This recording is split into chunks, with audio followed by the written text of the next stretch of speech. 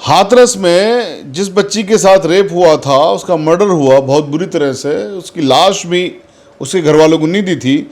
इसी उत्तर प्रदेश की पुलिस ने यह कहा था कि उसके साथ रेप नहीं हुआ। तो जो जुल्म करने वाले हैं वो सच हैं और जिसके ऊपर जुल्म हो रहा है वो झूठ बोल रहा है। ये तो अपने आप में मतलब क्रिमिनल जस्टिप्रूडेंस जो है, ये जो जस्टिस सिस्टम है उसके बिल्कुल खिलाफ बात है कि इन मीडिया हाउसेस के खिलाफ भी एक जांच बिठा लीजिए। भारत की सरकार इनके खिलाफ भी अगर एक जांच बिठा ले कि ये किसके इशारे पे कर रहे हैं।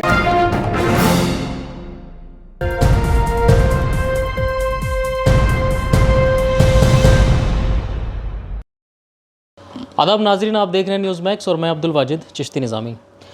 अब्दुल समद की दाढ़ी के काटने के जो मामले में केस उलझता जा रहा है, रोज़ नए बयान आ रहे हैं और केस इस तरीके का हो गया है कि किसके बयान को सच माना जाए और किस तरीके से इसमें कार्यवाही रहे। इन्हीं सारे मुद्दों पर बात करने के लिए मेरे साथ मौजूद हैं शाहिद अली एडवोकेट साहब। शाहिद साहब, जिस तरीके से अब्दुल समद सैफी का जो मामला है दाढ़ी काटने वाला, और इसमें लगातार बयान बदल रहा है, मैं कानूनी पहलू से ये जानने की कोशिश करूंगा कि इसको किस नज़रिए से देखा जा सकता है। देखिए, दाढ़ी काटना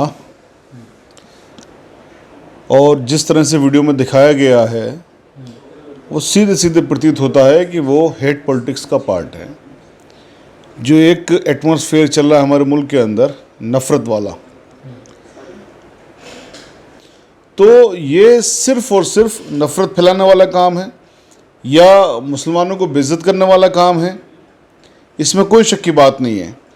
इसलिए हमारे आईपीसी के अंदर एक धारा है 153A, जो ये कहती है कि कोई भी आदमी अगर धार्मिक आधार पर एक दूसरे के खिलाफ नफ़रत फैलाता है, देश को तोड़ने की कोशिश करता है, समाज को तोड़ने की कोशिश करता है, तो उसके खिलाफ 153A में कार्रवाई होनी चाहिए, जिसमें 5 साल तक की सज़ा है, नॉन बेलेबल ऑफेंस है। अब कमाल की बात यह है कि पुलिस ने अभी तक भी उसमें उन लोगों के खिलाफ जिन्होंने वो पिटाई की, दाढ़ी काटी और वीडियो बनाई और वीडियो बना के आगे फैलाई ओरिजिनली, उनके खिलाफ अभी तक भी 153 नहीं लगाई है। जबकि जिन लोगों ने उस मजलूम की आवाज़ उठाई, अब सोचिए 5 जून का यह वाक़या है, 13 जून तक FIR नहीं होती है, लेकिन जब उस मजलूम की आवाज़ उठी और उस मजलूम की आवाज़ को ताकत मिली, लोगों ने उठाई, तो पुलिस ने उन लोगों के खिलाफ FIR करी 153A के अंदर। उन लोगों के ट्विटर के खिलाफ भी FIR करी कि भाई आप आवाज़ क्यों उठा रहे हो। तो एक तो आप जब उस पर जुल्म हुआ, वीडियो बनाई, वीडियो सर्कुलेट किया, आपने FIR नहीं करी, तो जिन लोगों ने उसकी आवाज़ उठाई आपने उनके खिलाफ FIR कर ली, तो ये तो सिर्फ आवाज़ दबाने वाली कोशिश है। अभी हाथरस का कांड कोई पुराना नहीं है। हाथरस में जिस बच्ची के साथ रेप हुआ था, उसका मर्डर हुआ बहुत बुरी तरह से, उसकी लाश भी उसके घर वालों को नहीं दी थी। इसी उत्तर प्रदेश की पुलिस ने यह कहा था कि उसके साथ रेप नहीं हुआ। जब बाद में CBI में गया तो पता लगा कि साहब वो तो रेप हुआ था। तो ये जो पुलिस की प्रारंभिक जांच है, ये भी अपने आप में कटघरे में आती है। इसलिए हमने डिमांड ये की है कि जिन लोगों ने ओरिजिनली ये कृत्य किया है, ये अपराध किया है, गुनाह किया है, चाहे वो किसी भी मज़हब के हैं, उनके खिलाफ आप 153 लगाइए। अब ये गोली मीडिया आजकल आप देख रहे होंगे, कह रहे होंगे साहब करने वाले मुसलमान हैं, आप 153 कैसे लगाएंगे। अरे भाई, उसमें करने वाले 4 आप मुसलमान बता रहे हो, 2 हिंदू तो बता रहे हो ना फिर भी। और हो सकता है उनका कोई हेड, उनका कोई जो चीफ है करवा रहा है, वो हो सकता है कोई हिंदू हो सकता है कोई मुसलमान ही हो जो कि 2 धर्मों के बीच में नफरत फैलाना चाह रहा हो। तो जो भी हो, उसकी इन्वेस्टिगेशन तो तब होगी ना जब आप FIR दर्ज करोगे, उस सेक्शन को लगाओगे। वो सेक्शन तो आपने लगाया नहीं है, तो आपने तो एक मामूली से अपराध का सेक्शन लगा दिया है। तो यानी कि जो साजिश है 2 मज़हब के लोगों को बांटने की साजिश, इस गंगा जमनी तहजीब को ख़त्म करने की साजिश, इस देश को धार्मिक आधार पर बांटने की साजिश है। उस साजिश करने वाले को आप अगर नहीं पकड़ोगे और बाकी लोगों को जो जुल्म की आवाज़ उठाएंगे, जुल्म के खिलाफ आवाज़ उठाएंगे, उन लोगों को पकड़ोगे, तो इसका मतलब यह है कि कहीं ना कहीं आप भी इस साजिश में शामिल हैं, या फिर आपको पता है कि साजिश करने वाला कौन है, इसको आप बचाना चाहते हैं। तो ये तो नहीं होना चाहिए।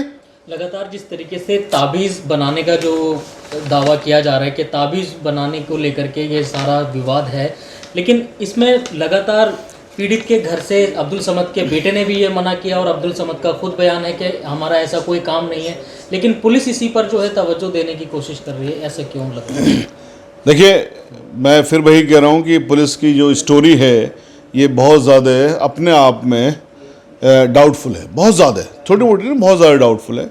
एक तो ये कि आप कंप्लेनेंट के बयान को नहीं मान रहे हैं, जिसके ऊपर जुल्म हुआ उसके बयान को आप नहीं मान रहे हैं, आप उन लोगों के बयान को मान रहे हैं जिन लोगों ने जुल्म किया।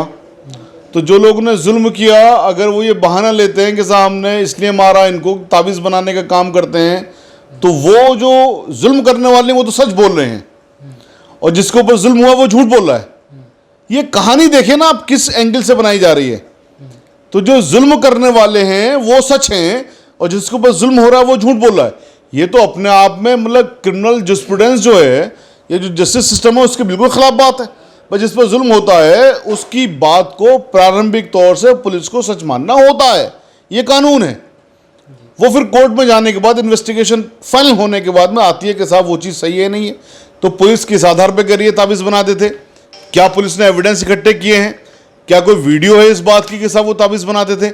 अभी तक भी कोई पब्लिक संज्ञान में, यानी कि आम तौर से जो पुलिस अपनी केस को खोलती है, मीडिया में बताती है, उन्होंने कोई भी ऐसे एविडेंस का जिक्र नहीं किया जहाँ पर ये हो कि साहब वो ताबीज़ बनाते थे। कोई एविडेंस तो उनके पास होगा ना जिसकी बेस पे कहेंगे। तो लेकिन खाली अगर जालिमों की बेस पे कहेंगे, अब किसी का कोई मर्डर करता है, कोई मर्डर करने वाला ये कहता है साहब मैंने इसको फलां वजह से मारा था, तो आप उस वजह को सही मान लोगे? फिर आपकी बात को बड़ी करते हैं। चलिए, वो ताबीज़ बनाते थे, तो ताबीज़ बनाते थे तो फिर भी जुल्म करने वालों के हाथ में कानून लेने की ताकत कौन देता है? भाई कानून तो कोई भी अपने हाथ में नहीं ले सकता ना। अगर किसी ने आपको चीट किया है, किसी ने आपको बरगलाया है, किसी ने आपको नुकसान पहुंचाया है, तो तरीका यह है आप पुलिस के पास जाइए, एफआईआर करवाइए और जो कानूनी एवेन्यूज उनको आप तलाशिए। ये थोड़ी नहीं है कि आप उनको मारेंगे, दाढ़ी काटेंगे, बेइज्जती करेंगे, वीडियो बनाएंगे, सर्कुलेट करेंगे। ये सीधे सीधे से इस मुल्क को, हमारे को बांटने की साजिश है, जिस साजिश को नाकाम होना चाहिए। लेकिन नाकाम करने का तरीका ये नहीं होता है कि जो उस जुल्म के खिलाफ आवाज़ उठा रहे हैं उस आवाज़ को आप दबा दीजिए।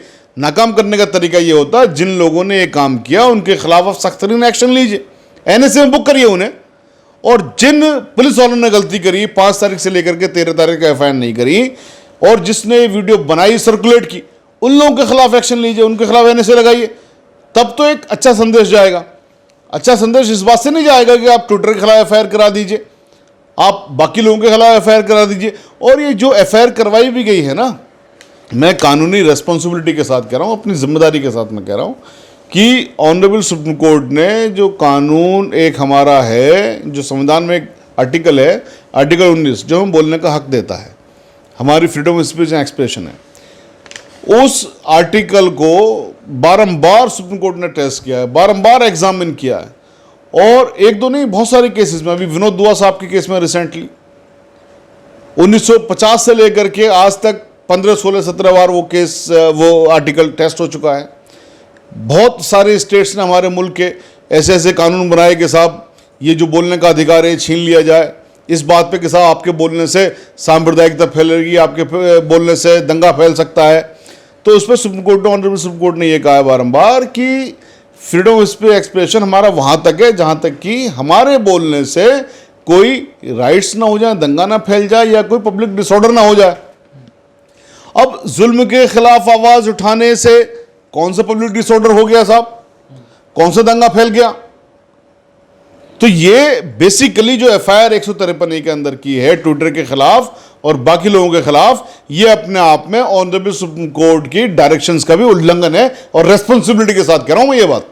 जिस तरीके से अब गोदी मीडिया इसको नैरेटिव एक तरीके से बना रहा है, इस पूरे मामले को सियासी रूप देने की कोशिश की जा रही है, इसको लेकर क्या कहेंगे?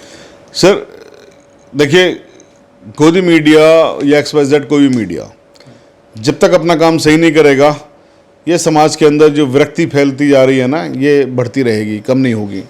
अब गोदी मीडिया का क्या काम होना चाहिए या किसी मीडिया का क्या काम होना चाहिए कि समाज को आप बना के रखिए।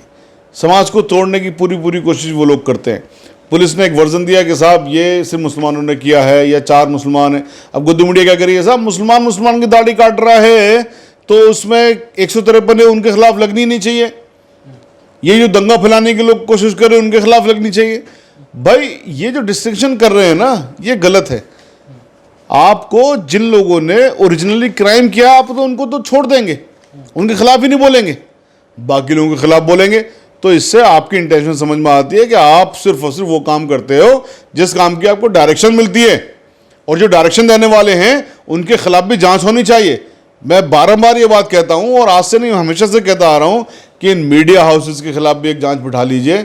भारत की सरकार इनके खिलाफ भी अगर एक जांच बिठा ले कि ये किसके इशारे पे कर रहे हैं, क्योंकि भारत की सरकार, देखिए मैं आप मेरी इस स्टेटमेंट को किसी भी तरह से लें, भारत की सरकार या उत्तर प्रदेश की सरकार, मैं कितने बार जगह जगह पे गया हूं, ठीक है, यह एडमिनिस्ट्रेशन, इसमें कुछ लोग गंदी मानसिकता के जरूर हैं जो लोग चाहते हैं कि साहब डिवाइड हो, लेकिन सरकारों का काम ये होता है, ज़्यादातर सरकारों का काम ये होता है कि साहब डिवाइड ना हो, ठीक है।